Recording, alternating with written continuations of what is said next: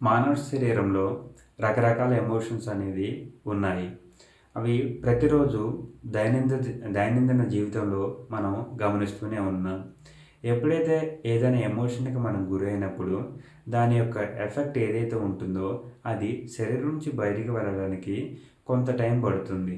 So, అలా కాకుండా మనం దాన్ని వెంటనే తగ్గించుకోవాలి అంటే ఒక ఫిజికల్ యాక్టివిటీ అంటే రక్త ప్రసరణ శరీరంలో జరిగినప్పుడు వ్యర్థ పదార్థాలను రక్త ప్రసరణ బయటికి పంపించే కార్యక్రమం చేసేది కాబట్టి సో కెమికల్ కూడా శరీరానికి అవసరం లేని పని.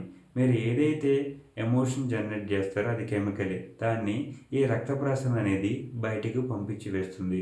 అందుకే మీరు చాలా సినిమాల్లో చూస్తే ఎప్పుడైతే ఒక ఎక్కువగా ఎమోషనల్ అవుతారో వాళ్ళు ఏడవటం గానీ, ఎక్కువ ఫిజికల్ యాక్టివిటీ చేయటం గానీ, గట్టిగా అరవటం గానీ, దేన్నైనా కొట్టటం గానీ, ఇలాంటి రకరకాల యాక్టివిటీస్ చేస్తూ ఉంటారు. దానికి మూల కారణం ఏంటంటే, శరీరంలో ఏదైతే తయారైన కెమికల్‌ని వారు తొందరగా బయటికి పంపించడానికి ఒక పర్టిక్యులర్ ఫిజికల్ యాక్టివిటీని ఎంచుకున్నారు.